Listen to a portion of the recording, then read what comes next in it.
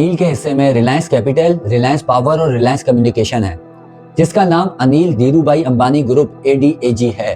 2002 में इंडिया का सबसे बड़ा बिजनेसमैन धीरूभाई अंबानी चल बसा और अपने बच्चों के लिए 25,000 करोड़ का बिजनेस एम्पायर छोड़ के चला गया। 2015 में रिलायंस कैपिटल के अलावा अनिल अंबानी की सारी ही कंपनियां डूब चुकी थी। लेकिन फिर आखिरी ही दिन उसके अपने भाई मुकेश अंबानी ने कंपनी के ड्यूज पे करके उसको जेल जाने से बचाया। कभी ऐसा भी वक्त हुआ करता था कि अनिल अंबानी हेलीकॉप्टर में ऑफिस जाया करता था और वो दुनिया का 6th अमीर तरीन इंसान था, लेकिन फिर 10 सालों में सब चेंज हो गया और अनिल अंबानी की नेटवर्क 2 लाख करोड़ से जीरो पर आ गई। ऐसी कौन सी गलतियां थी जिसकी वजह से अनिल अंबानी आसमान से जमीन पर आ गिरा?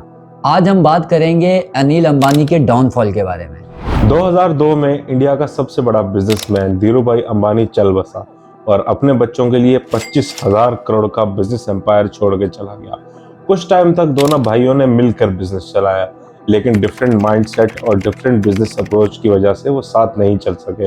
उनकी मां ने ये चीज देखकर बिजनेस को 2 हिस्सों में बांट दिया, जिसमें अनिल के हिस्से में रिलायंस कैपिटल, रिलायंस पावर और रिलायंस कम्युनिकेशन है, जिसका नाम अनिल धीरूभाई अंबानी ग्रुप ADAG है। ये कंपनी पहले से ही अच्छा रेवेन्यू जनरेट कर रही थी और फ्यूचर ग्रोथ बहुत अच्छा देख रहा था। अनिल अंबानी ने अपने बिजनेस का स्टार्ट बहुत अच्छा किया और देखते ही देखते वो दुनिया का 6ठा अमीर तरीन इंसान बन गया। इन सब के साथ वो सिर्फ बिजनेसमैन ही नहीं बल्कि पॉलिटिशियन और ऑस्कर विनर भी बन गए। अनिल अंबानी की लाइफ किसी स्टार से कम नहीं थी, लेकिन फिर उसके सितारे गर्दिश में आ गए और बुरा वक्त कभी भी बताकर नहीं आता। आज उसकी ये पहचान बन गई है कि मुकेश अंबानी का बैंकरप्ट छोटा भाई।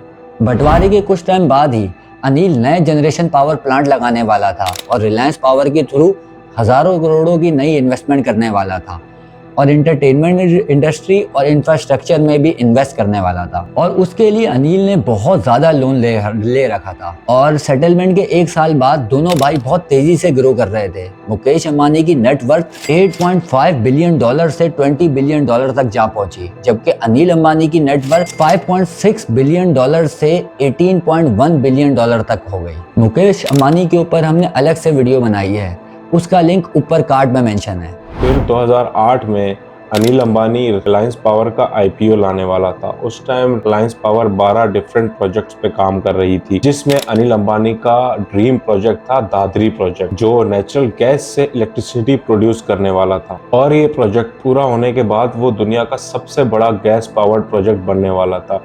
इसलिए जब जनवरी 2008 में इसका IPO लॉन्च हुआ तो भी कुछ ही मिनट्स में पूरा फुली सब्सक्राइब हो गया, जिससे कंपनी ने 11,000 करोड़ कलेक्ट किए और ये अपने टाइम का सबसे बड़ा IPO था। दूसरी तरफ रिलायंस कम्युनिकेशन बहुत तेजी से ग्रो कर रहा था और इंडिया में 2nd पोजीशन पर आ चुका था। फिर कुछ टाइम बाद ही अनिल अंबानी की नेटवर्थ 18.1 बिलियन डॉलर से 42 बिलियन डॉलर तक पहुंच गई। ये वो वक्त था जब अनिल अंबानी दुनिया का 6ठा अमीर तरीन इंसान बन गया।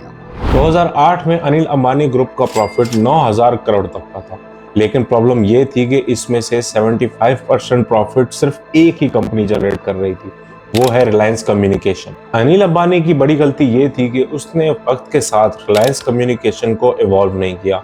2002 में रिलायंस कम्युनिकेशन के पास CDMA नाम की टेक्नोलॉजी थी, जो कॉल्स के लिए बेटर कनेक्शन और कवरेज देती थी, लेकिन उस पे 3G नेटवर्क बहुत स्लो था और 4G को सपोर्ट ही नहीं करती थी। जब मोबाइल इंटरनेट यूजेज बढ़ा तो लोगों ने दूसरी कंपनीज की तरफ रुख कर लिया, जैसे कि वोडाफोन और एयरटेल, जो GSM कम्युनिकेशन टेक्नोलॉजी का यूज करती थी, जिससे इंटरनेट स्पीड बहुत तेज आती थी। जब अनिल अंबानी ने GSM टेक्नोलॉजी पर अपनी कंपनी को शिफ्ट किया, तब तक बहुत देर हो चुकी थी। अभी ये सब चल ही रहा था कि अनिल अंबानी को एक और झटका लगा। फिर 2004 उत्तर प्रदेश में गवर्नमेंट ने इमरजेंसी पावर्स का यूज करके 2000 एकड़ जमीन किसानों से ले ली, जो बाद में ये जमीन रिलायंस इंडस्ट्रीज को दे दी गई और अनिल अंबानी इसी जमीन के ऊपर अपना सबसे बड़ा ड्रीम प्रोजेक्ट दादरी प्रोजेक्ट कर रहा था। लेकिन फिर किसानों ने इस जमीन के अगेंस्ट इलाहाबाद हाई कोर्ट में केस फाइल कर दिया और फिर हाई कोर्ट और सुप्रीम कोर्ट ने किसानों की फेवर में डिसीजन दे दिया। फिर अनिल अंबानी को ये जमीन वापस करनी पड़ी और ये अपना सबसे बड़ा प्रोजेक्ट बंद करना पड़ गया, जिसकी वजह से उसको बहुत बड़ा लॉस हुआ।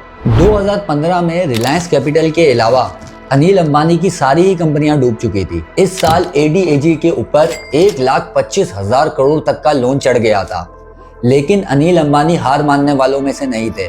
उन्होंने एक नए बिजनेस में इन्वेस्ट किया और अनिल अंबानी ने 2000 करोड़ से एक डिफेंस कंपनी खरीदी और डिफेंस इंडस्ट्री में एंट्री मारी और कंपनी का नाम रिलायंस डिफेंस रखा। लेकिन मसला ये था कि अनिल अंबानी को डिफेंस सेक्टर की ना कोई नॉलेज थी ना एक्सपीरियंस, और फिर ये कंपनी भी लॉस में चली गई। इसके बाद जैसे तैसे अनिल धीरूभाई अंबानी ग्रुप चल ही रहा था, लेकिन फिर मार्केट में एक नई कंपनी की एंट्री हुई जिसका नाम है जियो। जियो ने लॉन्चिंग के बाद ही अपने यूजर्स को काफी टाइम तक फ्री टॉक टाइम और इंटरनेट प्रोवाइड किया। जियो ने आते ही इंडिया की पूरी टेलीकॉम इंडस्ट्री को हिला के रख दिया। जियो कंपनी ये मुकेश अंबानी की है, जो कि अनिल अंबानी का ही भाई। फिर 2018 में जियो की वजह से रिलायंस कम्युनिकेशन का दिवालिया निकल गया और उनकी शेयर प्राइस 0 पर आ गई। 2019 में अनिल ने बैंकरप्सी फाइल कर दी और इसी टाइम स्वीडिश टेलीकम्युनिकेशन कंपनी ने रिलायंस कम्युनिकेशन के ऊपर केस कर दिया, जो सर्विस प्रोवाइड करता था इंडिया में। लेकिन रिलायंस इनको पे नहीं कर रहा था और सुप्रीम कोर्ट ने ऑर्डर दिया कि 1 महीने के अंदर अंदर 550 करोड़ इस कंपनी को पे करने होंगे,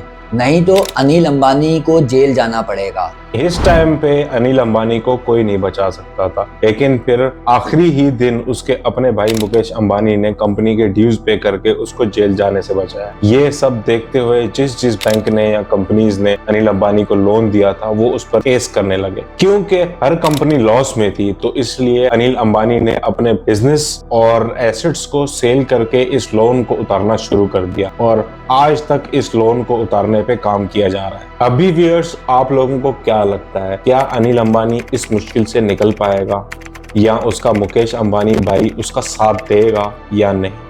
अगर आप इन दोनों का कंपैरिजन करें, जहां पे दोनों ने अपने सफर का आगाज एक साथ ही किया, लेकिन एक तरफ एक भाई इतनी ऊंचाइयों को छू रहा है तो दूसरी तरफ दूसरा भाई बैंकरप्सी में क्यों है? ये difference of decisions, difference of mindset, business approach का डिफरेंस, ये सब इसकी वजह से है। एक ऐसा टाइम था कि अनिल अंबानी अपने बिजनेस, फेम और पावर की वजह से जाना जाता था, लेकिन टाइम के साथ साथ उसने अपने बिजनेस को इवॉल्व नहीं किया और बैड डिसीजन किए। इन तमाम गलतियों की वजह से इसका बिजनेस या कारोबार नीचे आ गया। अगर हमने अनिल अंबानी का कोई भी पॉइंट मिस कर दिया हो या अगर आप चाहते हैं कि हम किसी और टॉपिक को कवर करें, तो प्लीज़ हमें कमेंट बॉक्स में ज़रूर बताएं और प्लीज़ हमारी वीडियो को लाइक कर दें, शेयर कर दें, इससे हमारी मोटिवेशन बढ़ती है और चैनल सब्सक्राइब भी कर दें। Thank you so much.